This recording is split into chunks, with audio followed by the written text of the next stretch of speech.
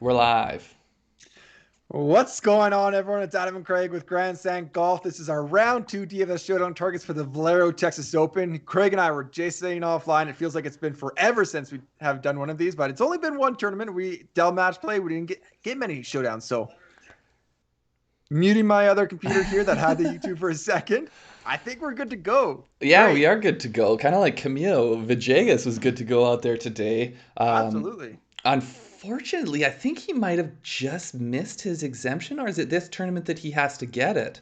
Uh, I can't remember exactly. For some reason, I thought it was the Honda where he just missed on getting his card after the medical exemption. Regardless, I'm not entirely sure. he No. came out there. His putter was molten lead. It was on fire. A lot of obviously, I think Jordan Spieth is the Big ticket item. big ticket item. Uh, Cam Tringali, one of your boys, Love to I see feel that. like. Yeah. Yeah. One of my always plays is up there, Tringali. We're doing a lot of Masters preview work today, so Hideki Matsuyama is someone we were talking about, how much we would like to see him have some form before Yeah. Augusta. So nice to see him go out there and shoot a 67. Scottie Scheffler, a lot of the names that a little bit of blue chip stock on that leaderboard, I'd say. Yeah, look, it's kind of got a little mix of everything here. We got some guys. Sung Yil No, interesting story. Hasn't made a cut on the PGA since he's come back from his 2 year military service in South Korea. Interesting to see his name. I mean, he one of the youngest European Tour winners ever. He has a PGA win in New Orleans. I mean, you got like Stadler. Uh, yeah, it's a little bit all over the place. There's a Stadler's little bit of another guy everything. who has had previously been on a medical exemption. I don't know if he still is or not, but he's a guy who hasn't had a straightforward go of things with injuries over the past few years. So nice Yeah. to see him playing well, and he's someone like I stay away from from DFS purposes. I've stayed away from him, well clear of him. Patty Harrington, nice to see him up there. A lot Yeah, of good names. yeah, Patty Harrington. The Ryder Cup captains have been having some good rounds this Yeah, year, a little bit. I think they want to be player captains. I think that's what they're going Yeah. for. Some good chat already. What's going on, everyone? Spieth, baby. A couple shout outs to Spieth. Gerard, thank you for passing along. We always appreciate when you guys pass along our channel. I don't really think it's giving up too much secrets by passing along our channel. I think it's more about the process than the actual plays. So please pass along. Hit that thumbs up button while we're talking about it. Subscribe to the channel. Hit that thumbs up button. Those things all mean a lot to us. Yeah, Gerard's talking about he's got a 33 cam ticket. I'm assuming he means Cam Tringali. Kevin's philosophy, our older brother, he does. Adam and I do a lot more DFS. I don't know if you still dabble in the sportsbook aspects anymore, but I Kevin's philosophy is to always let it ride. If I was dabbling in sportsbook, I would potentially hedge at some points, but or cash out at some points, but I feel like. I don't know. I would probably let that go. It seems like they're not offering you a ton yet, so Yeah, the philosophy is kind of like you picked them to win, right? it's So doing everything you expected it to do so far. yeah, Maybe once it starts to get closer and closer to the potential win, yeah, into the thousands, then you're like, oh, that's a pretty nice cash here. I could walk away, walk away in yeah, good shape. for sure. Should we move on to kind of some of the stats and Yep. all that for the round? So we had, I mean, it's a tough course. Scoring average was up there a little bit, 1.36. AM was about a half stroke harder, 1.63, 1.11 in the afternoon. We do have the weather below, but first, cut line predictions, +1, +2, +3. What are we looking at? And cut sweat, I put just kind of some big ownership names in DFS that we have here. Tony Finau's on a +1, Answer at even, Palmer at even, and Connors at -1. There are a couple guys currently outside. Like I think, or no, Vonner's in there. So There's there's a couple guys I'll be sweating. I'll be sweating Hoffman at +3. I'll be sweating Lonto Griffin at +3. yeah, Uh, Superstar Doug Gim is 2. I want to say Higgs is 2 as well. So okay. some of those ones are higher. Some are a little bit lower owned and pricing. Peck here saying Villegas does have Camilo Villegas does Okay, have okay. conditional status, so that's good. Nice to see that. Yeah. Rat Tail's on the same page as me with Lonto. No, but these guys, there's a lot of people right around the cut line. I have a ton of tickets that can go either way right now. I've got a ton of ownership close. I'm sure a lot of people have a ton of ownership close to the cut line. So yeah, you might see me next time you see me tomorrow. You might see me quite happy. You might see me a little bit frustrated and looking a little bit more fervently at my showdown plays. My main lineup, I usually do one in like a big GPP and then I kind of do a 20 max. My main lineup, everyone is even to +1. And it was like a little bit all over the place, but then they all kind of came together at the end. Batia was up there, then he came back. Palmer Answer too. I want to say Answer was at 4 at one point, wasn't he? He was 4 under. At least 3. I think he was. Yeah. Yep. So there's going to be movement. There's going to be guys kind of going in and out, both morning and afternoon. But speaking of morning and afternoon, what do you think? Any preference? Not really. I mean, you could make an argument, I think, that the morning overall looks calmer, but I think there's potentially more gusting. So I'm not, for showdown purposes, I'm not looking one way or the other. Yeah, I kind of feel the same way. And even the gusting isn't crazy. It just is what it is there. I mean, the one thing you could do is you could, if you're putting in potentially more than one and you do like guys on either side, you could stack them. You could put in a lineup that has just early guys and just late guys. And then if the wind, the forecasts are so unreliable that if the wind does blow at one harder than the other, and there's, we had a half stroke difference today. If you have everyone on the right side of that, you're feeling pretty good about your showdown lineups. You still can get guys that play poorly and well on either side, but it just gives you better odds. But yesterday, it looked like the gusts were going to be in the low 20s prior to the round. And then when I was watching the feature groups, it didn't look like that. So it's hard to tell. I think for me, what I'm leaning for round 2 more than tee times is a little bit just like that course familiarity. That's kind of, if I'm teasing it, that's where I'm going a little bit. Yeah. Just to catch up in the chat here. Adam and I were unable to be watching. We were doing a lot of Masters prep video and audio stuff today. So we were following at points, but then we'd kind of catch up. And I Answer had a snowman on the 8th, par 5. He tripled there. Batia, he looked like he was in such good shape. And then next thing I saw, he was, I think he might have been even, is where he finished. So a lot of movement throughout the day. A lot of movement. Okay, speaking of movement, I'm going to move into some green tomorrow. Should we start talking about picks? Yeah, let's do it. There has been some chatter here. I've been looking at Answer. I got Abraham Answer for round 2, 9,500 on DraftKings. He's 72, even par on round 1. He had that triple on hole 8, which was his 17th, and then bogey, 4 birdies. I mean, he made a mess of that par 5 8.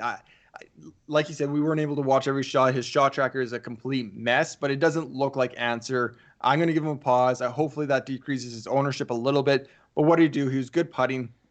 He was kind of middling around the green, middling approach, and okay off the tee. His approach stats, I think this is what's going to turn around. He's a top 20 player, greens and regulation. He's a kind of 0.4 positive average strokes gained approach over his last couple of years. That's where he makes his bread and butter. He is a strong approach player. I'm saying his approach is going to increase for tomorrow, and I think he has kind of a bounce back day. Makes the cut fairly easily. I hope so. I also will be playing him in Showdown. I think there's a good ownership argument too. Cam Tringale is going to attract a lot of ownership. Spieth, Scottie Scheffler are going to attract a lot of ownership up top. So I think that Answer, the triple bogey, it's a single hole. If it wasn't for that, I think his ownership would be higher. So to me, I'll take the edge on ownership. Even though I may like some of those other guys, but yeah, it's his home course. If I can get a Finau, an Answer at decreased ownership, I'm gonna take that chance. Yeah. Now speaking of, I'm gonna play some of those other guys. Scottie Scheffler. I'm going Scottie Scheffler 9,800. So there's few points here that I want to make. He was 68 -4, 6 birdies, 2 bogeys. He did everything well today. The place he gained the least was off the tee. He still gained over a half stroke there. Right. Yeah, over 2.5 strokes ball striking, over a stroke around the greens, over a stroke putting. He just did everything well. So the first point I think that I've got to make, I didn't play him. I don't have him at all week long. So tired schmired. This is one thing I think you are making the argument for in terms of week long play that he's a young guy. Yes, he did go out there and play a bunch, but he also is still hungry. He's looking for that first win. Yeah, for sure.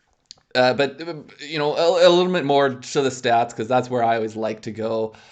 He's number one in this field in strokes gained total. So he's kind of, right now, they're pricing him as the fourth guy: Finau, Spieth, Connors, and Scheffler. I do think there's a bit of a tier with those four when you look at strokes gained total at different intervals. But he's right there. Over the last 3 months, he's leading the group. Over the last 12 months, he's second, right behind Tony Finau. So I just think, to me, I worry a little bit about his ownership just because he went out there. But I think Spieth, the fact that Spieth went out there and has a better score in his card, I think that's going to keep Scheffler's ownership from going crazy. And I just really like where his game's at. So yeah. Yeah, I mean, I really like him as a player. I think he's so well-rounded. He kind of has everything. His future's bright. The next 7 rounds, and that might be getting ahead of ourselves saying he makes the weekend at Augusta, but the next 7 rounds, I feel like I'm going to constantly tell myself he's going to get tired. His legs are going to, he can't keep going.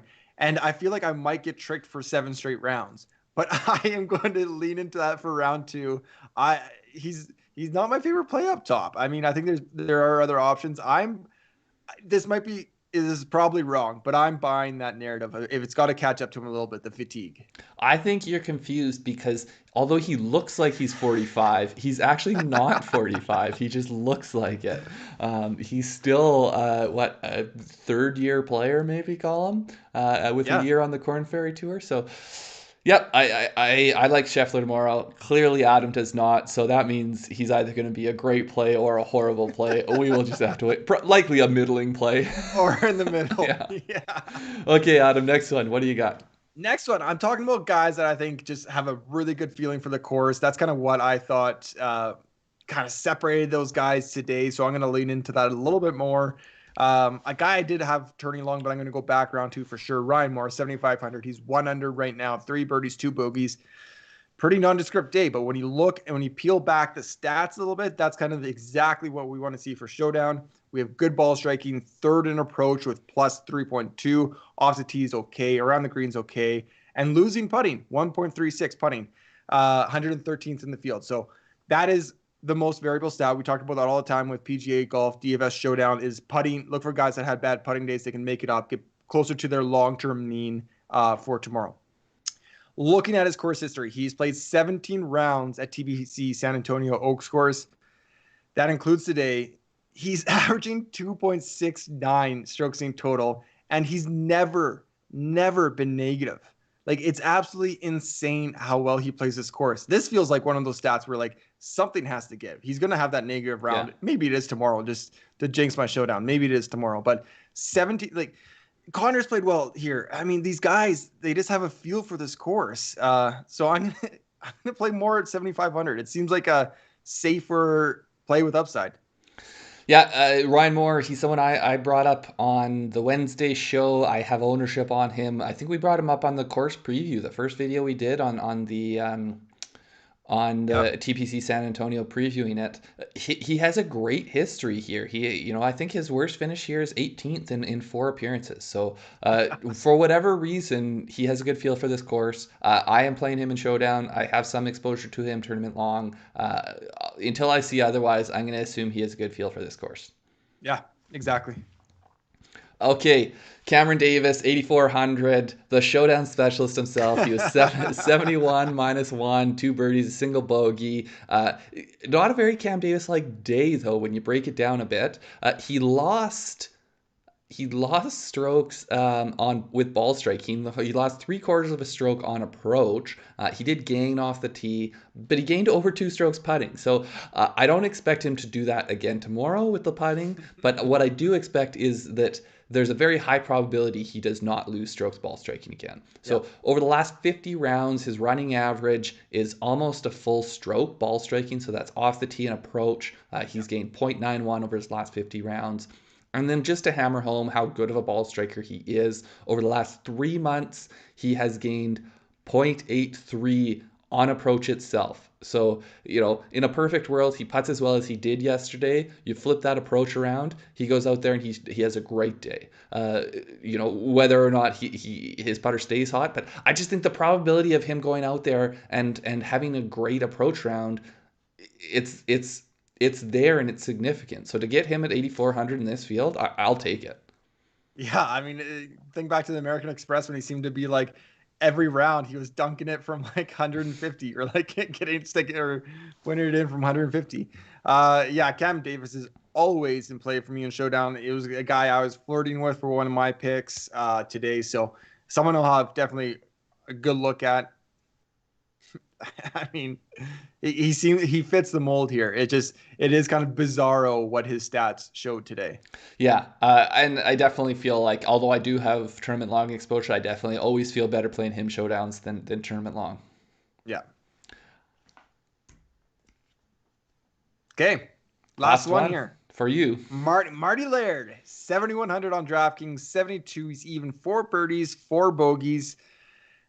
Again, just the profile I think kind of matches Ryan Moore a little bit. It's that strokes gain approach. It's that greens and regulation. It's that playing the course really well. It's falling a little bit behind with the putter on day one. So 1.55 off the tee, good enough for 9th.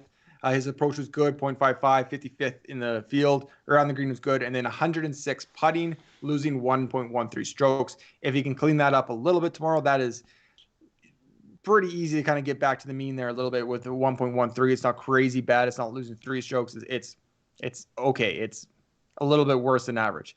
But looking at why I think he's just a good fit and a good floor again. So he ranks 7th in greens and regulation percentage. So I'm looking at an approach as well because I think this is a course where those big numbers are out there. If you're on the green putting birdie, yeah, you might not always convert, but you're going to limit your kind of doubles, your triples. If you're spraying it on your approach, then you're going to bring the big numbers into play. So that's why I'm focusing more on these guys that I feel like have really strong approach play. So 7th on the PGA Tour, entire PGA Tour for the entire season in greens and regulation. And then looking at his strokes gained total average at TPC San Antonio, plus 1.44. So a guy that plays this course well and has a good average over his kind of history here.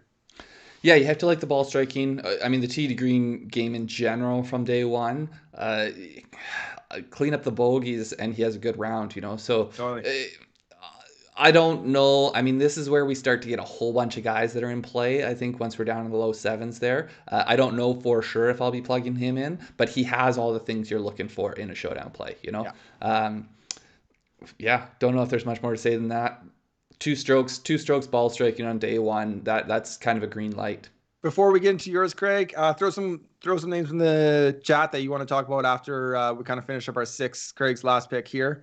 Throw them in so we have some time to look at them. But if that person you were going to name is Sebastián Muñoz, then we'll talk about him right now. 7,800, he's my last pick here. He went minus 468 on day one, 7 birdies, 3 bogeys. He was just on fire from approach with his approach game. He also gained over a stroke off the tee. So, he was doing everything pretty well with the ball striking. Not as great with the short game, but he wasn't losing. So it's funny because Adam and I, we were doing Masters preview stuff today. We were talking about Muñoz, and we were talking about how we saw really good form from him in the fall, but we haven't necessarily seen as much from him so far in the winter, spring. And maybe we're starting to see a little bit of that again, a little bit of that magic, a little bit of that streaky good play. Now, I do think he had a good round or a good couple rounds at the Tournament of Champions, but I don't know if we've seen a whole lot from him since then. Right. But regardless, he was the top player in the field, tee to green on Thursday. Everyone above him on the leaderboard gained at least a stroke putting. Some of them, like Villegas, no, someone else. Yeah. There's a few people who gained over 4 on the putting green. So Right. of the people who are, at -4 or better, Muñoz is one who I think if he continues the hot play we saw from him, the hot ball striking, I think it's easy to see him going out there and potentially even doing better than what he did today. Yeah, Sung Kang, I don't know if you mentioned him. He's another one that has over 4 strokes gained on the Yeah, green. yeah. So lights out there. We had a question about who's leading the tournament in greens and regulation. Good place to start is strokes and approach. Sebastián Muñoz second in strokes and approach, but he's actually first in greens and regulation, hitting 15 of 18. I don't know if I have ever hit 15 of 18. I don't know if you've hit 15 in your career. I don't know actually if I would call my golf a career thus far. Yeah, that is our 6 picks. Thank you for watching with us live. Make sure to hit that thumbs up button. It does mean a lot to us. But yeah, let's chat a little bit here. I saw some talk about Hoffman. I was pumping the brakes a little bit on him on Wednesday. I said I got 10%, but I was pumping the brakes. I think he's priced too high. Take your victory lap. I'll take my victory lap, Mal. My Thursday victory lap. So on that note, I worry a little bit about Hoffman as far as potential showdown play, just because we saw a bad round from him at the end of Corrales. We saw a bad round from him today. So I already have exposure to him tournament long. I'm going to avoid him. Now that means I think a lot of people are probably thinking similarly, so he could be potentially a good contrarian play. But personally, I'm avoiding it. I think that it's just once you start to stack bad rounds like that together, it causes me concern. Yeah, it's interesting, those guys that were kind of, sorry, I'm flipping between tabs here, that Bracho was talking about, Hoff, Gim, and Burns. I feel like Hoff kind of had the worst day, but Burns was at least positive on approach. Gim was all over the place. Great off the tee, great around the greens, awful on approach, awful putting. So, I mean, that's going to, again, come closer to his average. So it'll be interesting to see what those 3 do. Yeah, I'd really like to see a made cut from all those guys. Patton Kizzire, I am still bullish on him. I don't actually even know where he ended up today here. He's -1. He putted well. His approach game was good. I'm still bullish on him. Similar to how I was going in. Adam Hadwin, Ray, yeah. Oh yeah, so that's the narrative. He's at -2. Adam Hadwin is going to win this and play his way into the Masters. That's the Canadian in me is rooting for that. So that escalated quickly.